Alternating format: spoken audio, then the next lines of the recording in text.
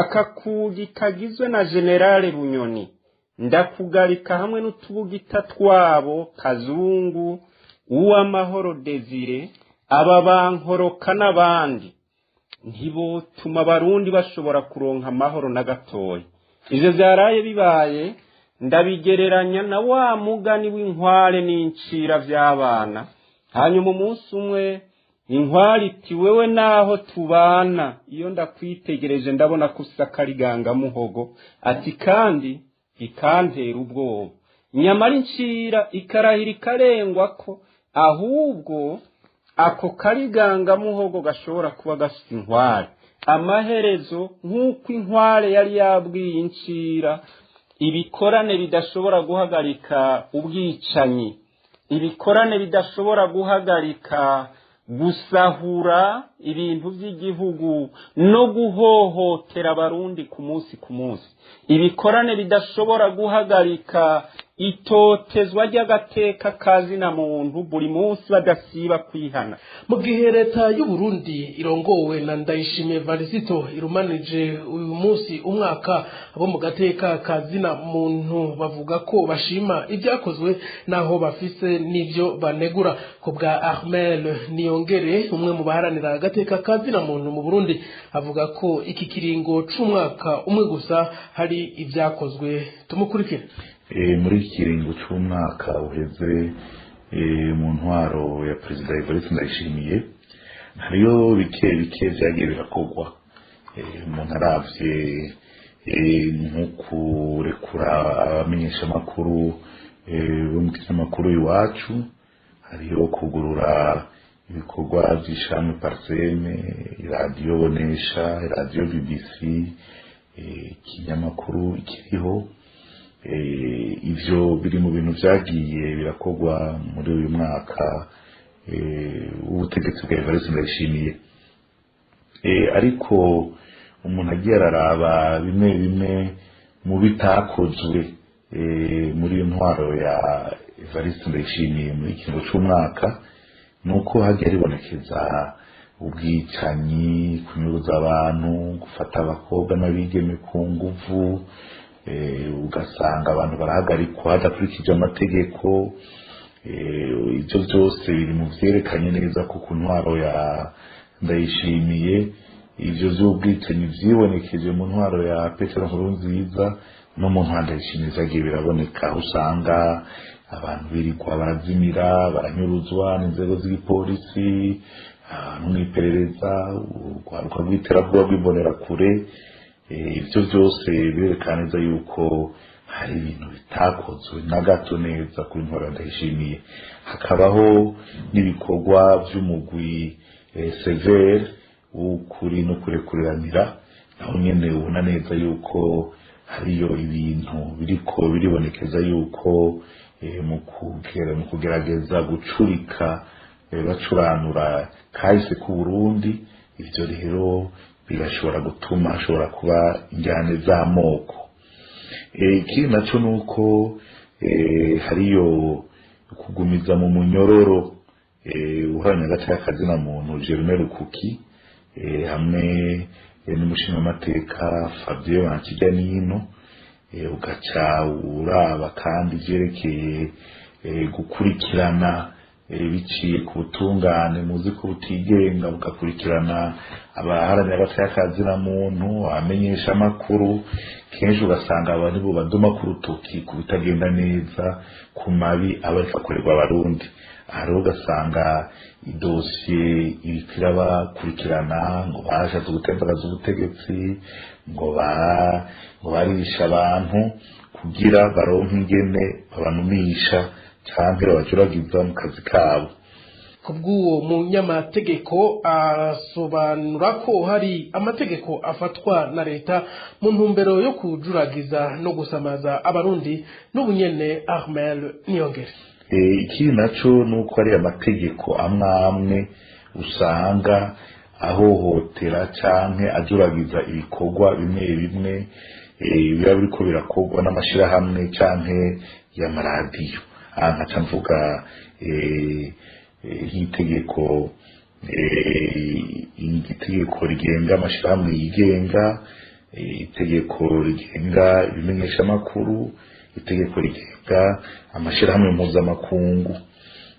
Ibindi navyo nuko mu Burundi hibonekeje kugira iturire cyane kandi benshi ugasanga abategetsi bari mu ntwaro. Ibyo rero bigatuma igihugu cy'u Burundi kiba mu bihugu vya nyuma bikenye cyane. Ikindi naco nuko habaye ingingo yo kurekura abapfungwa, ariko ugasanga abapfungwa ba politike ntibagengwa n'iyo ngingo. Cyo gacabaza ati none ibyo vyoba mu vyakozwe neza mu ngingo za politike President Ndayishimiye yagiye arafata, kuko murazi neza yuko hariho abantu buzuye mabohero, ugasanga rero kubera ubukene Burundi bufise n'ubushobora kugaburira abanyororo bose, aricyo gituma tubagiye ko ari ingingo yo gushaka kugabanya abanyororo kugira ishobore kuronka ingene ibabeshaho mu mabohero atandukanye, kuko iyo ngingo itigeze iraba abanyororo ba politike. Hakaba hafatwa ingingo kugira bagabanye abantu bari mu mabohero. Tukibaza yuko rero yoraba ingene ashiramo n'abanyororo ba politike kugira yerekane neza yuko ari ingingo ya politike yafashe. Ico dusaba rero umukuru w'igihugu nuko yoraba gufata ingingo akava mu majambo kenshi ataja no mu ngiro, ugasanga avuga amajambo meza mugabo ayo majambo yigera ayashira mu ngiro. Agafata ingingo zikomeye zo guhagarika ubwicanyi, zo kurwanya kudahana mu Burundi, abakora ivyaha bagahagarikwa, hama akongera akemera gukorana n'ibisata bitandukanye vyawo bijejwe amahoro y'akazi na muntu, ankavuga wa mugwi w'amatohoza ku Burundi, hamwe no kugira abagabo bagakorana na sentare mpuzamakungu mpanavyaha. Muzi yuko yatanguye amatohoza ku Burundi. Ahmed Niyongere akaba arongoye ishirahamwe Akate Burundi. Muri politike naho naco Ndayishimiye yamariye abarundi kuko binyegeza cane inyuma y'ijambo ry'Imana no gushaka kwifatira mu gahanga abarundi. Uwo ni wo mwihwezo w'umunyepolitike Epitaas Nshimirimana. Reka tumukurikire kuri mikro ya Jean d'Arc Gikondera. Uretse yuko atamasengesho y'umunyakibi Imana yumva, ngo kuko ari nk'igisesema ku Mana nk'uko vyanditse, jewe ndemera ko umunyakibi canke umunyavyaha ashobora kwihana kandi Imana ikamugirira ikigongwe, mugabe yaretse kubandanya akora ivyo bibi yariko arakora. Ariko rero kuvyaraye bikozwe na Evariste Ndayishimiye avuga ko baje imbere y'Imana kwihana ibibi bamaze canke birirwa barakorera abarundi, sivyo na gatoya. Oya sivyo, ntihagire n'umurundi numwe agwa muri uwo mutego. Ubona ko abarundi dukunda guhendwa biciye mu vyo kutubwira Imana. Nta kwihana vyaraye bikozwe na Evariste, ahubwo n'ubundi buryo bwo kutwiyorobekako abarundi kugira ngo badukorereko nk'uko bama babivuze bitwaje Imana. Kuko jewe ndabona kariganga muhogo kari mu muhogo kwa Evariste Ndayishimiye atarako gutuma Uburundi n'abarundi bakira ngo baronka amahoro. Akakugi kagizwe na Generale Bunyoni ndakugarika hamwe n'utubugita twabo Kazungu, Uwamahoro Desire, aba bankoroka n'abandi ntibotuma abarundi bashobora kuronka amahoro na gatoya. Ivyo vyaraye bibaye ndabigereranya na wa mugani w'inkware n'incira vy'abana. Hanyuma umunsi umwe inkware iti wewe naho tubana iyo ndakwitegereje ndabona ko usa kariganga muhogo, ati kandi ikantera ubwoba. Nyamara incira ikarahira ikarengwa ko ahubwo ako kariganga muhogo gashobora kuba gafite inkware. Amaherezo nk'uko inkware yari yabwiye incira kuko biri kose icincira itegeye mu muhogo kizotinda kikaboneka. Ntivyateze kuko umuriro umaze gutera inkware igakiza incira umuriro. incira yarondeye kunigura no gukandamiza inkware mu izosi ititaye ku vyiza inkware yari yamukoreye nk'uko muzi kw'ico cigwa cagenze. Iyo nkware yakijijwe n'abantu barengana bavuye kuzimya umuriro. Epitase Nshimirimana avuga ko ibiriko birakogwa n'umugambwe CNDD FDD bitosamaza abarundi ahubwo bakwiye kugwanya amasengesho ariko arakogwa mu gahumbezi n'ubunyene tumwumvirize. Uno munsi ibi biriko birakogwa muri aka gahumbezi bavuga ko ari amasengesho y'igikorane, abarundi ntibabisamarire ko na gatoya ngo noneho bibaze ko Evariste Ndayishimiye yoba yahindutse akarondera kwihana no gukorera iziza abarundi. Uyu n'umukenyuro bamaze imyaka bagira bitwaje ibikorane n'amasengesho, kuko ibikorane bidashobora guhagarika ubwicanyi, ibikorane bidashobora guhagarika gusahura ibintu by'igihugu no guhohotera abarundi ku munsi, ibikorane bidashobora guhagarika itotezwa ry'agateka kazina muntu buri munsi badasiba kwihana, ibikorane bidashobora guhagarika aka karenganyo gakogwa buri munsi mu gihugu. Nta bintu vy'Imana biba biri muri ivyo bikorane. Kira noneho nta murundi numwe n'abarya bose mubona babigendamwo babijanywemwo ku gitugu c'imbonera kure na polisi batazi neza ko birya bikorane bifise intumbero ya politiki ataho bisa bisana n'ibintu vy'Imana. Nico gituma uyu munsi Uburundi bukeneye abantu bakunda igihugu bashobora kuza kuzimya uyu muriro umaze imyaka waka mu gihugu. Ari naco gituma atabarundi bakwiye gusamarira muri ivyo bita ngo n'amasengesho yo kwihana no gushimira Imana yamakogwa ku munsi kuva ku muhisi Petero Nkurunziza no gushika kuri Samuragwa wiwe mu gukora ikibi mu gihugu c'u Burundi. Umunyepolitike Epitase Nshimirimana akaba ari umuvugizi w'umugambwe wishinze guharanira ukuri ubutungane n'ubuntu mu Burundi MSD.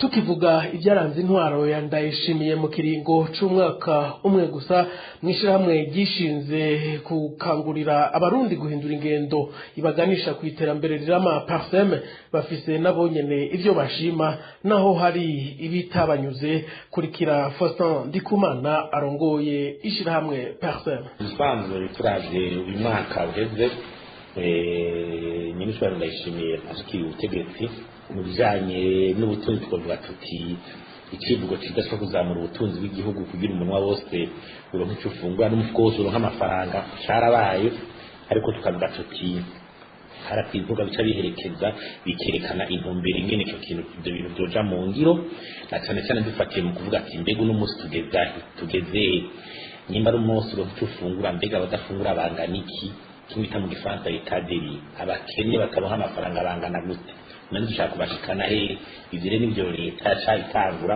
kugira duhe intumbero n'ingene umuntu bishikana. Hamuravu cyo birera kiza rero twavuga yuko naho umwaka uheze ibibazo tubona bikinyamukuru bikihari nuko iri byuko Burundi bwama buriko burashirwa mu bihugu vya mbere bikenye nk'ejo bundi bimeje igihugu ca mbere gikenye, waramuri aka karere ugasanga ibiharuro mu by'ubutunzi Burundi buri hasi cyane uravye ibindi bihugu, ubwo barubwanye mu ugasanga bibiha intambwe nini cyane. Karaba ibijanye n'inyubako infrastructure Burundi bigikene ko ari nyinshi cyane, uravye amabarabara, ibitarugwa, amazu, amashuri, amahopito bako yoja ku makomine, hari ibijanye n'amastade ko dukeneye na stade yoshobora kwakira inkino mpuzamakungu n'ibindi ibyo bitwara uburyo bwinshi. Uravye nka bade ravuze ko Burundi bukeneye ibikorwa bene ivyo twara nk'imiliyardi 6 hafi z'amadolari, ukuvuga hafi miliyardi 12 zirenga z'amarundi. Ugasura rero budget n'amafaranga leta ikoresha ya mbere leta ihari teguye, ubona yuko itatandukanye n'iyahahora. si budget d'ororance rero uvuga tuti habonetse uburyo bugira ororance kugira bya bintu bishobora kuja mu ngiro. Ndikumana Faustin avuga kandi ko mwishirahamwe arongoye bafise impungenge ku madeni aharurirwa mu bihumbi vy'amamiliyaridi n'ubunyene tumukurikire. Ikindi naco kiduteye impungenge n'ibyo deni uburundi bufise leta y'uburundi ifise rishikafi ibihumbi 3,700 z'amadolari iryo hagati mu gihugu miliyaridi igihumbi iryo hagati mu gihugu miliyaridi ibihumbi 2,700 n'iryo hanze miliyaridi igihumbi miliyaridi 3,700 y'ideni ni rinini kandi rijanye nuko ibura ry'amafaranga y'agaciro ribandanya kubera uburyo n'ibiciro hanze ari bike turaba n'iduzwa ry'ibiciro by'ibikene by'ifungwa bya nkenerwa no kubura by'isukari sima n'ibindi biribwa basanga ibyo biraya amamesa ibintu biduza igiciro ku buryo bisaba bica bituma amikoro make y'abarundi atuma batabishikiye. Ikindi tukavuga tuti ibi byo kuduza umwimbu ufatiye ku by'amakoperative ubona ko amahera yabigiyemo ari menshi cyane hafi miliyaridi 32 mugabo uravye byatunganijwe harakwiye kwisununura kugira uwo mugambi amahera ntazarakumbure agera ntashikire kwihangira umuntu aba yihaye n'ibijanye n'irya banki nyene y'ugwaruka bakaraka amafaranga nyene akoreshwa aja kubashobora habaye ubuhinga bwo guhiganwa. Ikindi rero ko tubaza tuti ibisata byategeka kuzamura ubutunzi uburimyi n'ubworozi barukerarugendo turizme n'ibi by'amabuye y'agaciro by'ubutare n'agataka urabona naho nyine biracari hasi kandi uravye nk'ubutare n'agataka hoho hari n'amakosa n'amabaye byo gusubira inyuma guhagarika kandi tugumana ikibazo c'amadovize kuko turacukura ubwo butare urumva ivyo bisata ntibiratuzanira ubutunzi naho n'iki gihugu cyacu aho kiri uravye urudana rwo hagati rwatuza kuba hagati ya Tanzania n'Uburundi no muri akarere Uburundi bari mu kibanza cy'ico bita plate tunati mugabo biratuzanira ubutunzi. Ico rero ni ikintu tuvuga tuti uranga kuko ngira kubera ibi bya COVID-19 byari n'ibi bya corona mugabo ubundi burakwiye gufata neza intumbero kugira ico kintu cyo kuzana ubutunzi dufatiye aho duherereye gishobore gushikwako. Pastor Ndikumana arongoye ishirahamwe Parsem tumira amatena kamo k'abakenyezi tubandanye n'amakuru twabateguriye. Mu makuru y'umutekano ho haracibonekeza ubwicanyi buteye amakenga naho ababukora bataramenyekana. Kuri w'Imana hari umwigeme w'imyaka 19 yatowe yamanitse ku giti Angelique Ndikumwe nayo akaba yarabohewe umugozi mwizosi aho yaramanitse ku giti civoka ni mu gihe uwitwa Bigirimana Samuel w'imyaka 33 nawe yagandaguwe nkuko nyene ku mutumba Kazirabageni muri komine Nyanzarake yiyo ntara nyene ya Makamba. Igipolisi kivuga ko camaze gutanguza amatohoza kugira kimenye abakora iryo bara nibafatwa bahanwe hisunzwe amategeko.